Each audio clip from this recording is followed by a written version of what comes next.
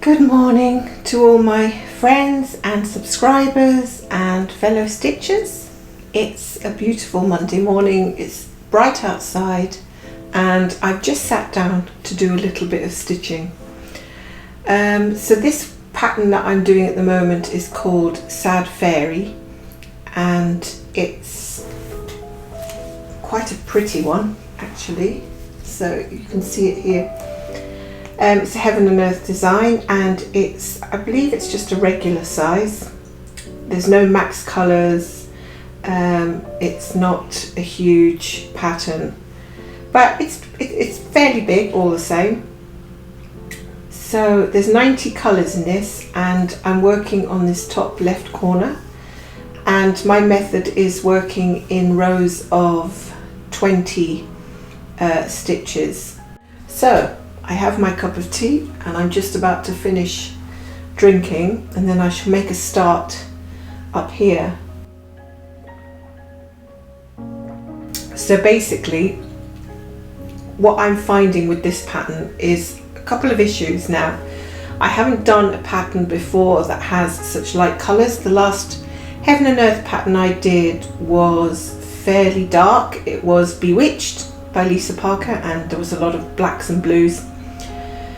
So with this pattern, because the colours are light, I decided to go for sort of beige coloured fabric. This is called Ecru, simply because I can't work white stitches. I don't think I'd ever be able to see them on a white background. So I'm already having difficulties with all the silvers and whites.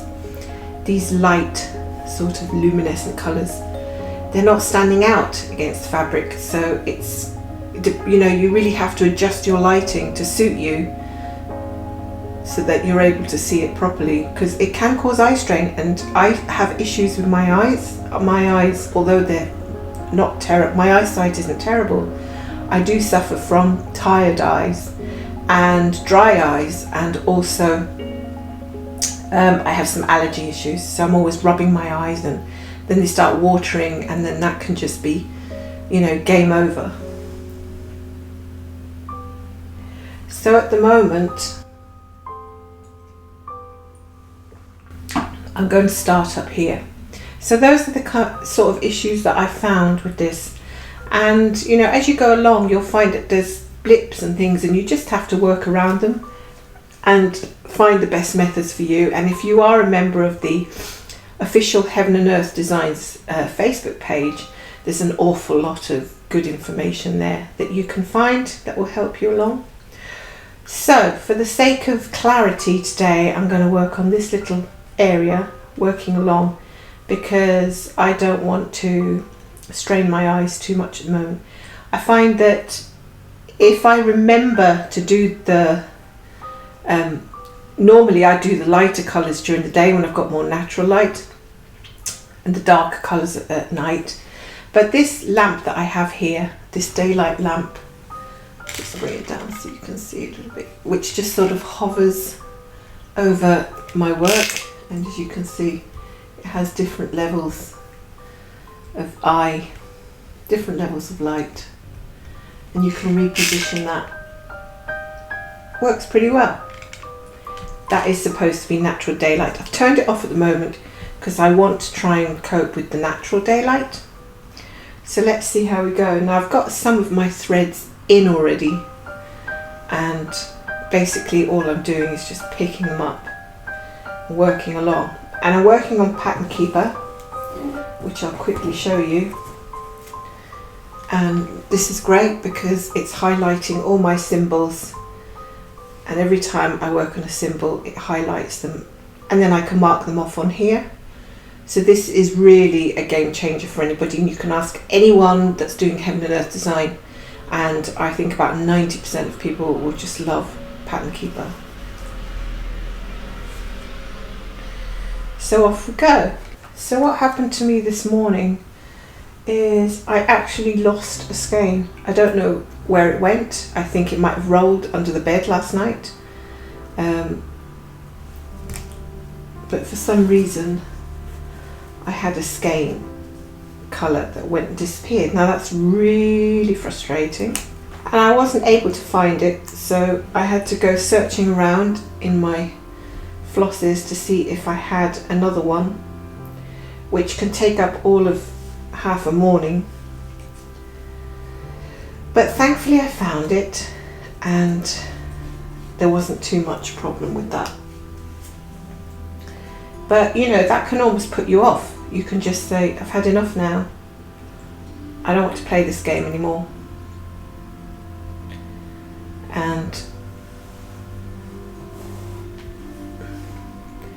these things happen, you know, they just do. I think you have to be prepared as a cross stitcher for quite a lot of dramatic interruptions, annoying issues. 2, 3, 4. Just counting as I go along here.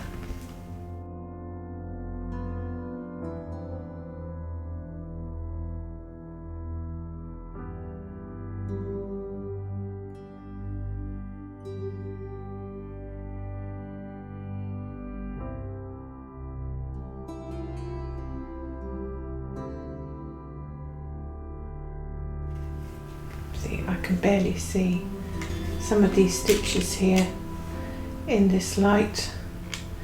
This is really the only light that I have. So, see, now this magic grid that I bought, I thought I would have sort of easy time with, but to be honest, it's been quite tricky for me, because the last Heaven and Earth I did was on the Easy Count fabric, which had 10 by 10 squares marked off, and this one is by 20. So when I'm trying to park, because I'm going from left to right, right to left, left to right, when I'm trying to park in reverse, so when I'm counting backwards along the row, and there's nothing in the square to guide me, there's no lines in there, it's taking me twice as long. So what I did was I attempted to draw in a grid last night with my blue pen, and that was sort of hit and miss, because I drew the pen line in too thickly, and then it was kind of getting a bit late and I was tired, and I drew this line different to this line. It was a bit of a mess. I know some people use threads and fishing lines and all that stuff, but I just got too tired in the end. So I tried to wash it off, and it came off. And this morning I looked at it, and some of this blue is back. So I don't know what's going on with that. It is an erasable marker pen. It's supposed to wash off. So I rubbed the fabric with a bit of a wet cloth, and then I thought some of these little fibres might have been coming off a little bit as well. So all in all, it was not a successful attempt, but hey ho. Now I just need to park this thread. 1, 2, 3, 4, 10. See, parking in the wrong place is where it all goes badly. So I don't want to do that.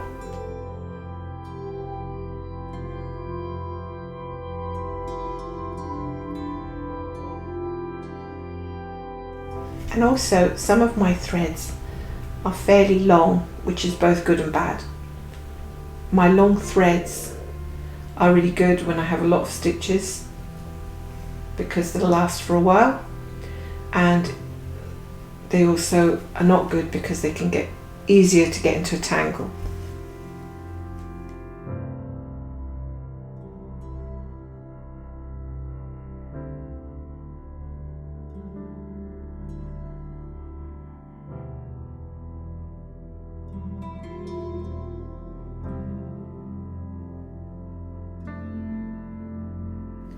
Shorter threads are easier to manage, but as expected, they're not going to last very long.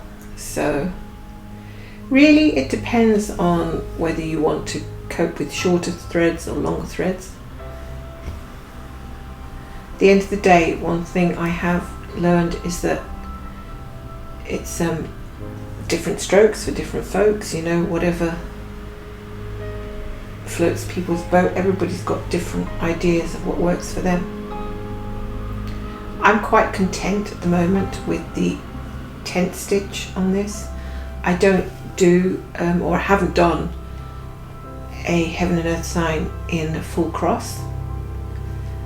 There's a little bit of contention over the coverage between tent and full cross, but I think tent works fine, plus it's a bit quicker, so maybe I'll be able to finish some of mine in my lifetime if I'm not worrying about having to do full crosses. But I do think there's a slight compromise in the quality of the coverage on 25 count using tent. The compromise is that there is a little bit of white that comes through when you're using the dark colours, but that's it, it's a compromise, and when you put it on the wall you actually don't see anything. So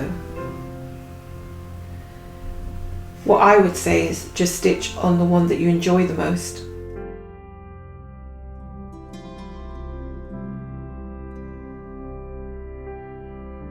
Oh, it's so nice when you get a row of colour without too many ninja stitches.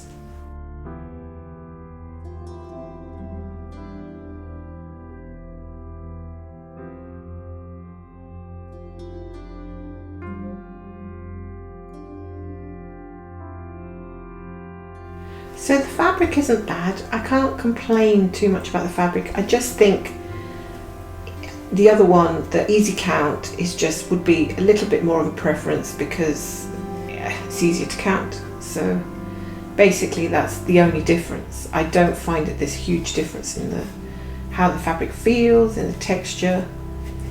But if I was to buy it again, I would get the other one. And the only reason I purchased this one was because the other one wasn't in stock, and I was too impatient and just thought, oh well, you know, it's not going to be that much different. Sometimes when you're picking up threads you get this little fuzzy bit at the end.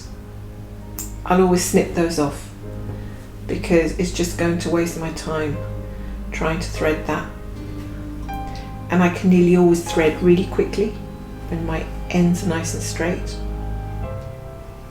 So I think that's quite a useful tip.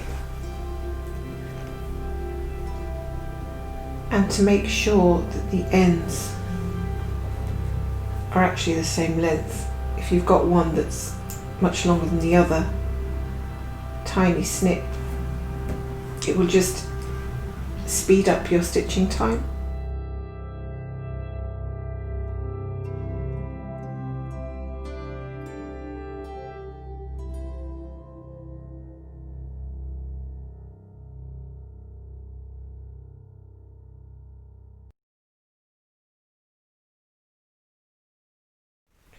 So as I said, I got really tired last night and I tried to finish this square and I just found my eyes were getting too tired. But then when I actually went to bed I couldn't sleep, so I was thinking, well, I'd rather be doing some stitching then than just lying here staring into the dark. But you know, then getting up and everything just wakes up everybody in the house, because I have very creaky floor and I didn't think it was fair to be getting up and start rooting around the place, waking up my husband, and so I just lie there and wait till I sleep.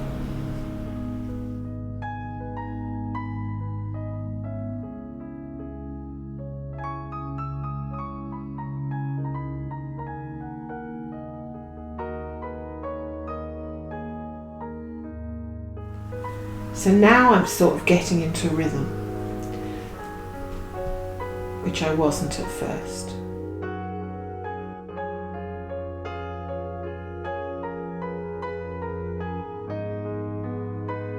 It can take a little bit of time to get into the flow.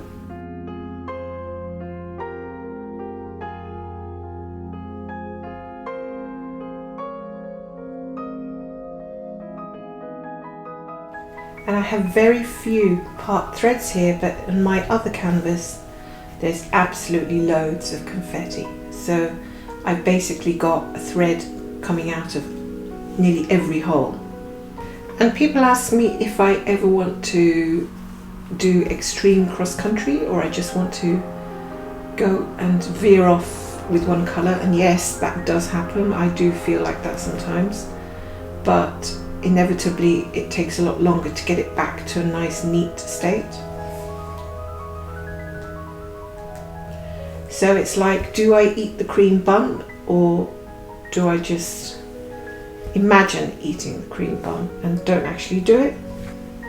The other thing that's super annoying is when you have a stitch in there and then you find that you haven't marked it off, and then you start to doubt yourself. So you can spend ages staring at Pattern Keeper, wondering what you did, and what you did was very simple. You just didn't mark it off. And then there are also the days when your counting goes completely mad and you just can't count to save your life. So that's it from me, and I just want to say thanks for stitching with me, and join me again very soon.